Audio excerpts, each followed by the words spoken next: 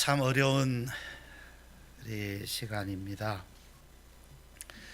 중국 우한에서 발생한 신종 코로나 바이러스가 창궐하고 있습니다. 이 바이러스라고 하는 것은 아주 단순하게 단백질하고 핵산 덩어리로 구성되어 있습니다. 아주 단순한 그런 물질과 같은 존재인데요. 아직 우리 인류는 의학적으로 그 정체를 완전히 풀어내지 못하고 있습니다. 여러분께 질문을 하나 드리도록 하겠습니다. 여러분, 바이러스가 생물일까요? 무생물일까요? 바이러스가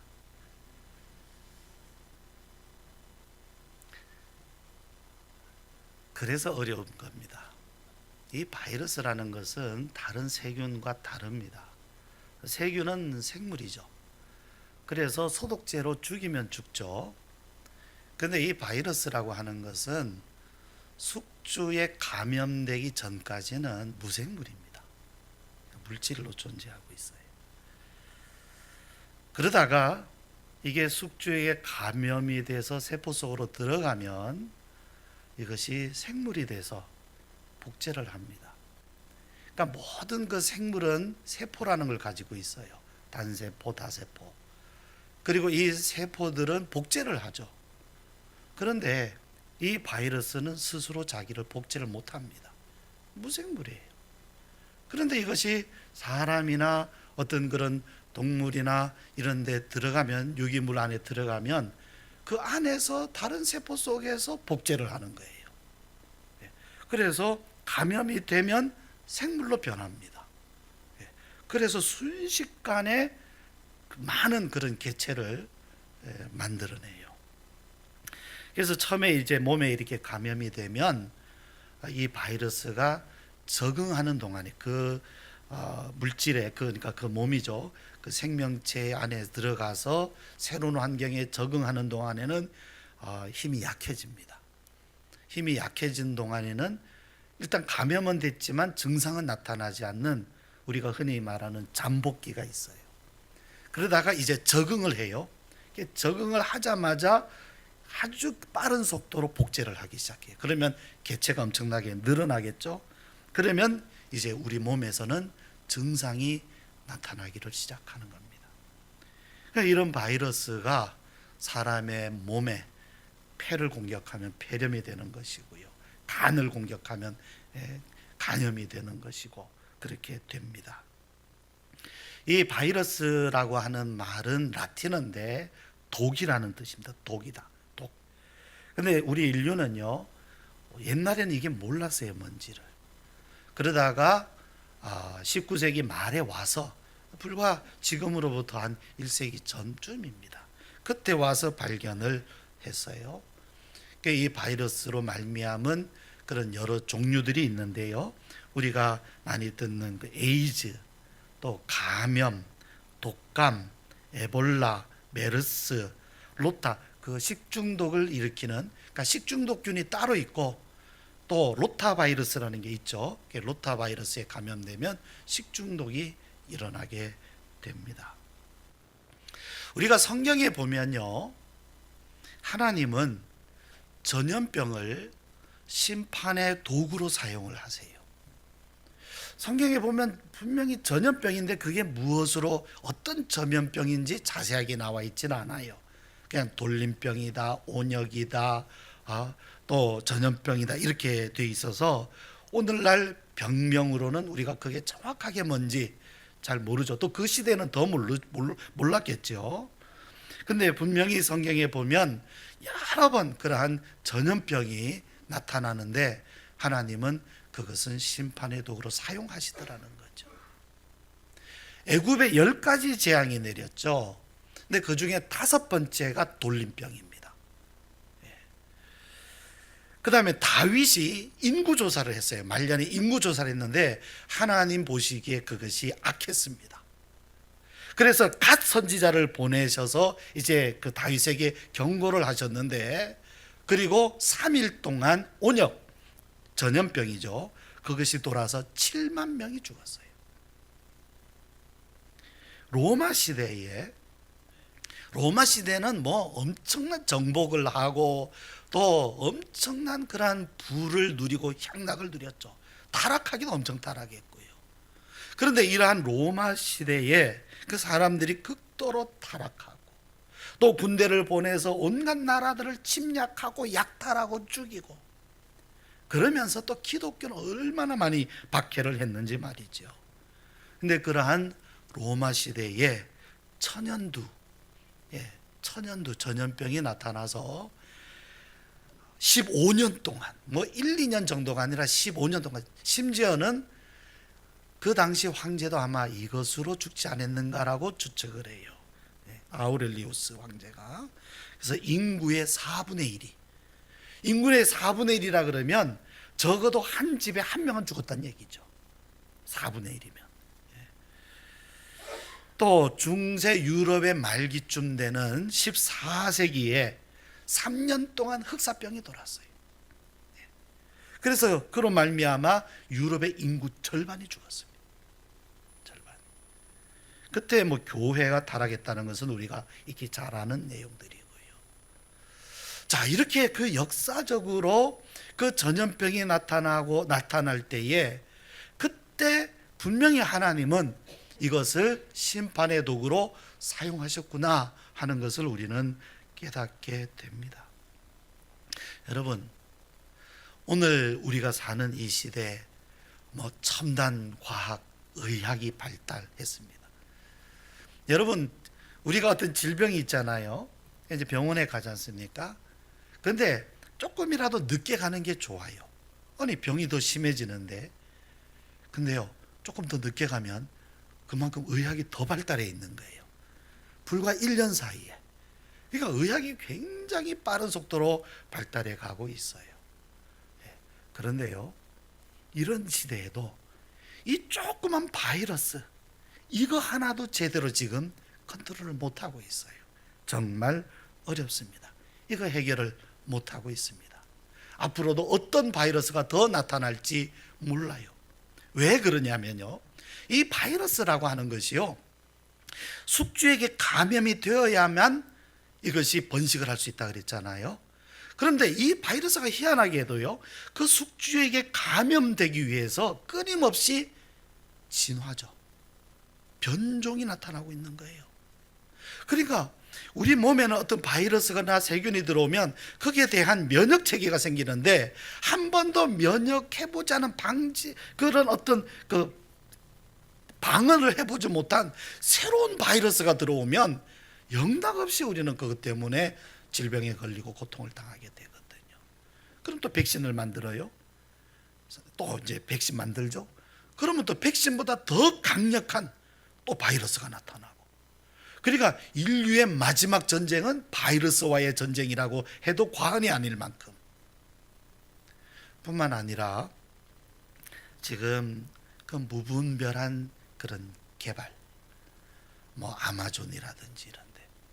근데 문제는 뭐냐면, 그러한 밀림 속에 있던 알지 못하는 바이러스가 어디에서 어떻게 나타날지 몰라요.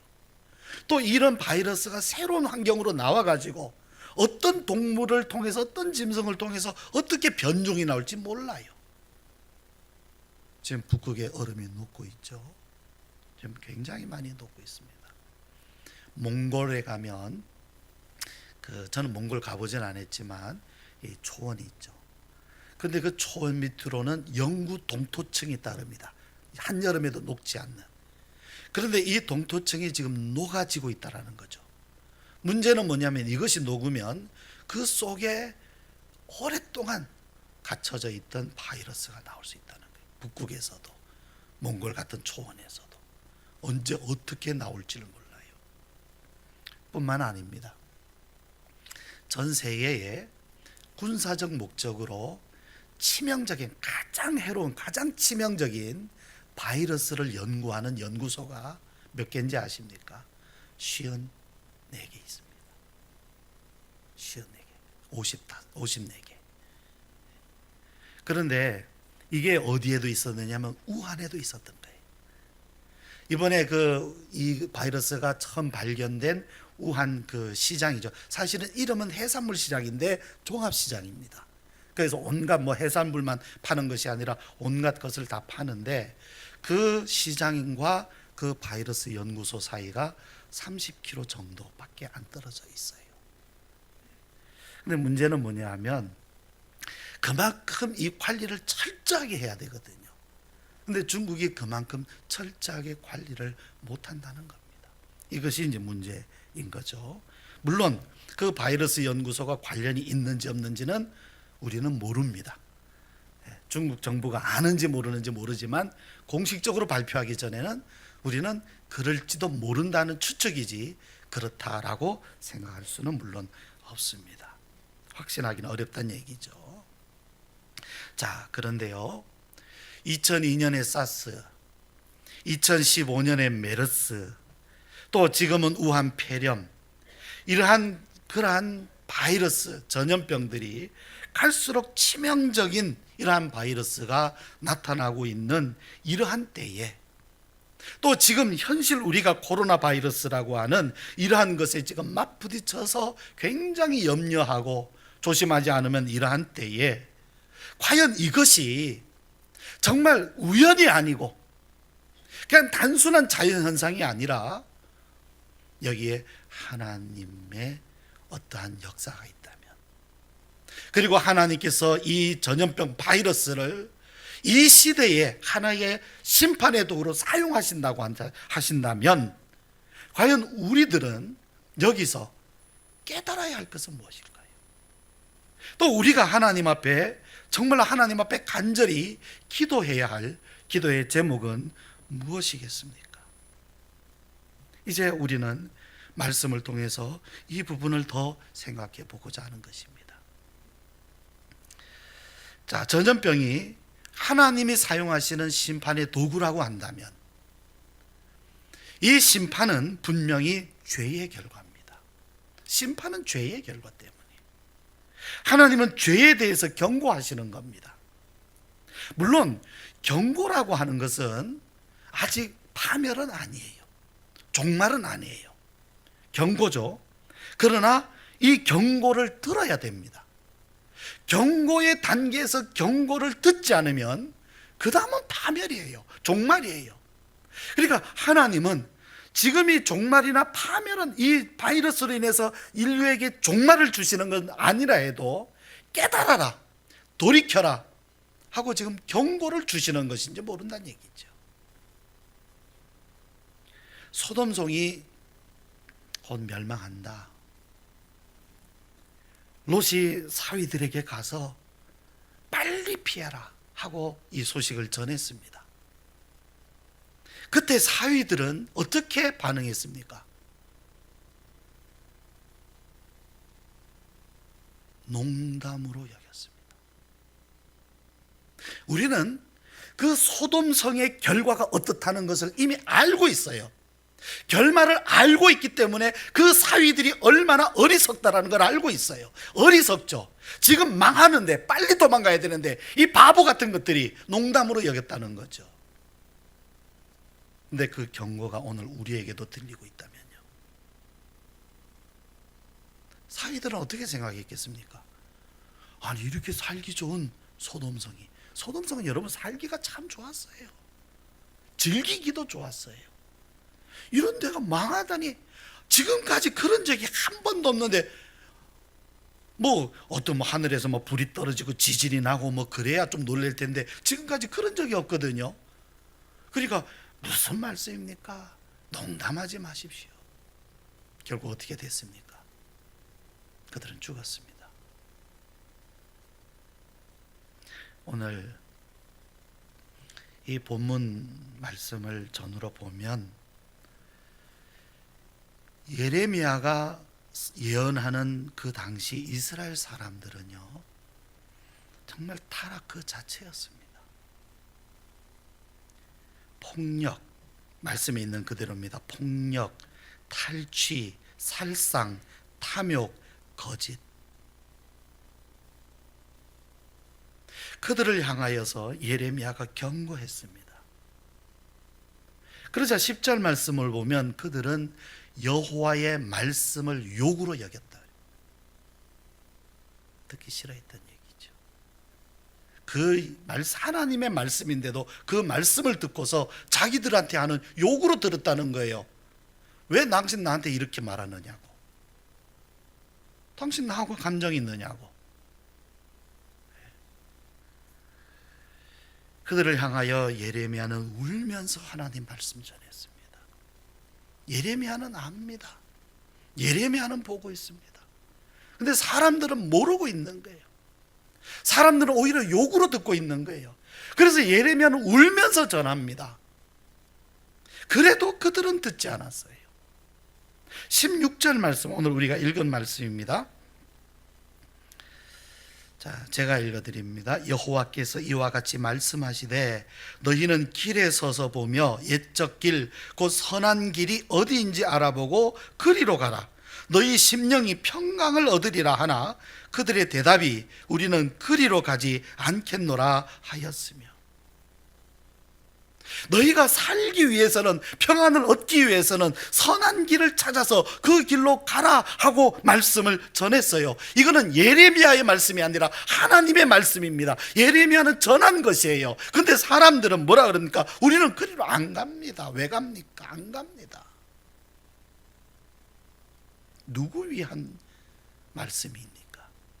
누구를 위해서 이 말씀은 전파되고 있습니까? 이게 누구를 위한 겁니까? 그들을 위한 거예요. 근데 그들은 안 듣겠다는 것입니다.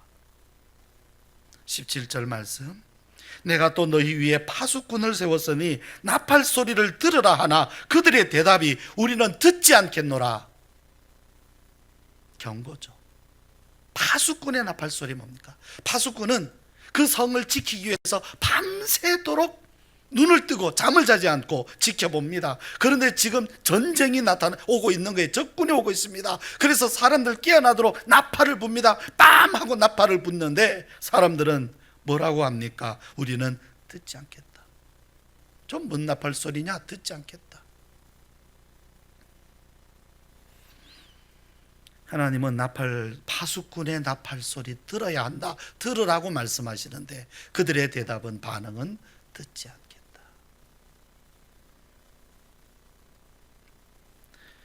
사람의 말은 듣지 않을 수 있습니다. 그러나 하나님의 말씀은 들어야 됩니다. 듣지 않으면 그 다음은, 경고를 무시하고 그냥 지나가면 그 다음은 파멸입니다. 결국 하나님은 그들을 향해서 파멸을 선언하십니다. 19절, 땅이여 들으라. 내가 이 백성에게 재앙을 내리리니 이것이 그들의 생각의 결과라. 그들이 내 말을 듣지 아니하며 내 율법을 거절하였음이니라. 근데 여러분, 이 사람들이요, 자, 그러면 뭐 그냥 이제 뭐 하나님도 안 섬기고 그냥 완전히 이 사람들 타락했나 보다, 그래 생각하잖아요. 그런데 이 사람들이요, 모순된 행동을 해요. 앞뒤가 안 맞는 일을 해요. 어떤 앞뒤가 안 맞는 일인지 우리가 좀 더 살펴봅시다. 20절 말씀을 한번 보십시다. 시바에서 유향과 먼 곳에서 향품을 내게로 가져오면 어찌함이냐. 뭘 가지고 와요? 유향과 향품을 하나님 앞으로 가지고 오는 거예요. 왜요? 왜 가져올까요? 자, 하나님의 경고의 말씀은 안 듣겠다 그러면서 유향과 향품은, 그것도 정말 너무나 비싼, 값진, 그거를 들고 하나님 앞에 오는 거예요. 그리고 아주 정성껏 하나님 앞에 번제를 드리는 거예요. 그런데 하나님 말씀은 나는 그들의 번제를 받지 아니하며 그들의 희생 제물을 달게 여기지 않노라. 이유를 알겠죠? 하나님의 말씀, 들어야 할 하나님의 말씀은 듣지 않으면서 아주 값진 예물을 가지고 와서 하나님 앞에 바치는 거예요. 자, 이 값진 예물을 하나님께 바치면 하나님이 지금 내리시겠다고 하는 재앙을 거두실까요? 진노를 푸실까요? 복을 내려주실까요? 여러분, 하나님 아닌 우상 섬기는 사람들을 한번 살펴보세요. 관찰해 보세요. 그들은요, 어떤 죄를 져도 그 죄에 대해서는 다스리지 않아요. 뭐만 합니까? 정성만 기울이는 거죠. 좋은 것 갖다 바치기만 하는 거죠. 예. 뭐 어느 종교라고 우리가 말하기 어렵게 좀 그렇지만은, 예를 들어서 1년에 한 번씩 그들의 행사를 보세요. 1년 동안 어떻게 살았든지 간에 그 비싸다는 거 그때 그냥 막 그냥 돈 주고 그냥 사가지고 갖다 붙여놓고는 말이죠. 그것으로 내가 이제 할 일 다 했다, 또 그러면서 복을 빌지 않습니까? 그게 우상 섬기는 사람들의 특징이에요.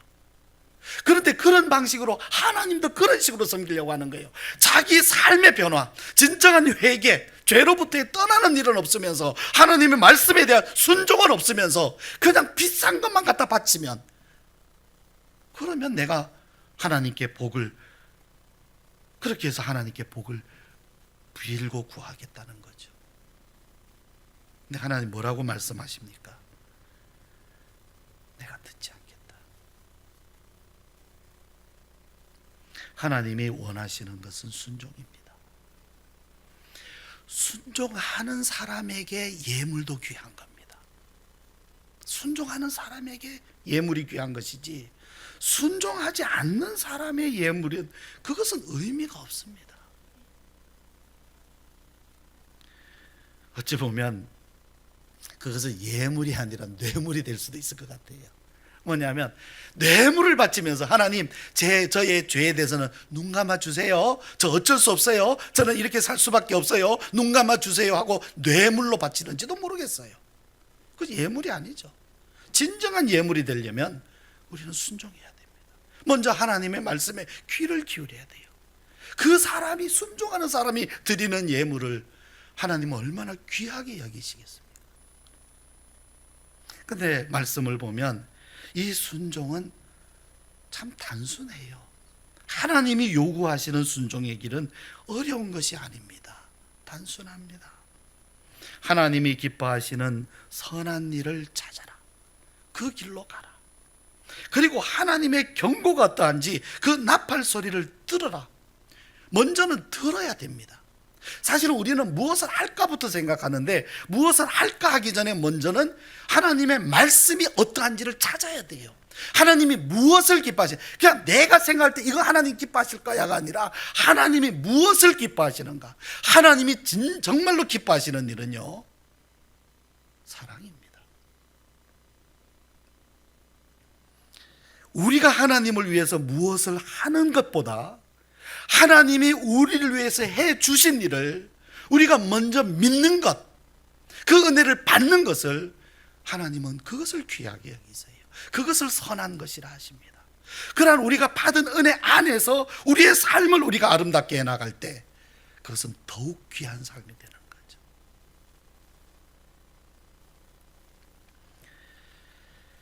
책망이든 그것이 권면이든지요, 하나님이 지금 이렇게 말씀하신다라는 것, 사실 그것은 우리에게 기회가 남아있다는 걸 의미해요. 그래도 경고가 있다는 것은 아직은 뭐예요? 기회가 남아있다는 의미입니다. 엄밀하게 말하면 경고도 은혜입니다. 이제 짧게 남은 이 마지막 기회는 하나님의 말씀에 귀를 기울이고 들을 때입니다.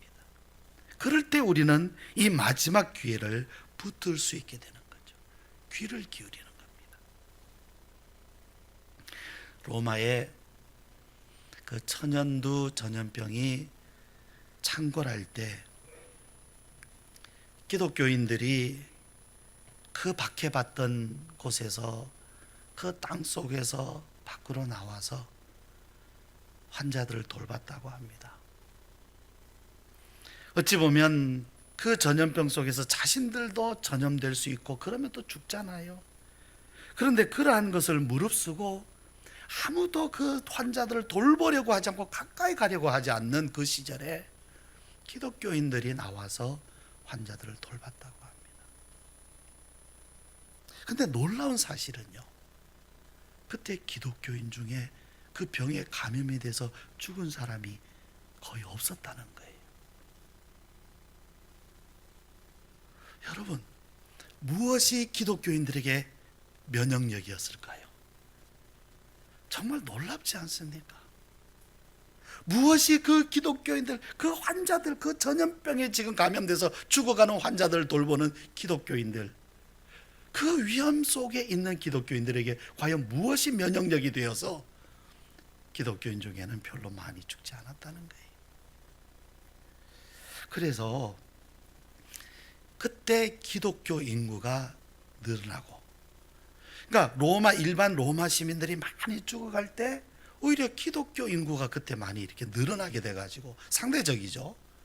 그래서 결국 이 로마에서 기독교를 공인을 하게 된 그런 원인이 되었다 하는 그런 주장도 있습니다.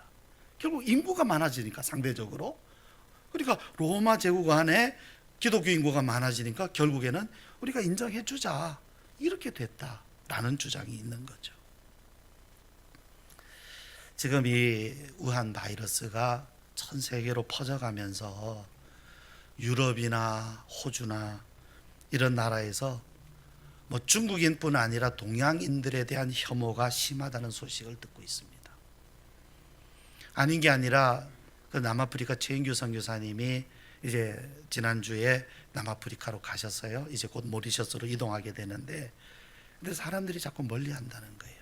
뭐 그 사람들은 중국 사람, 한국 사람 구분 안 하잖아요. 동양 사람이니까 가까이 안 하고 멀리 한다는 겁니다. 여러분, 사람이 사람을 혐오하는 것, 인류는 여전히 이 죄악 가운데 헤매고 있다는 증거죠. 사람이 사람을 증오해요. 사람이 사람을 혐오해요. 이런 시대 풍조 속에서 우리가 정말 선한 길이 어딘지 찾아야 됩니다. 또 이 시대를 향한 하나님의 경고가 어떠한지 우리는 귀를 기울여야 할 것입니다. 여전히 죄악 중에 있는 이 시대를 하나님 불쌍히 여겨 주십시오. 우리 그렇게 기도하기를 원합니다. 중국이든 어느 나라든지 전쟁을 준비하는 일들, 이것이 그치게 해 주십시오. 이것이야말로 큰 죄악입니다. 우한 폐렴으로 죽어가는 이들과 감염된 환자들, 주님 치료하여 주십시오. 또 이 시대 속에서 우리들이 행하여야 할 선한 길이 무엇임을 깨달아 알게 하시고 그 길로 걸어가게 하여 주십시오.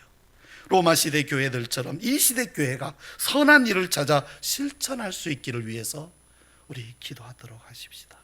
우리 이 시간 함께 기도드리시겠습니다.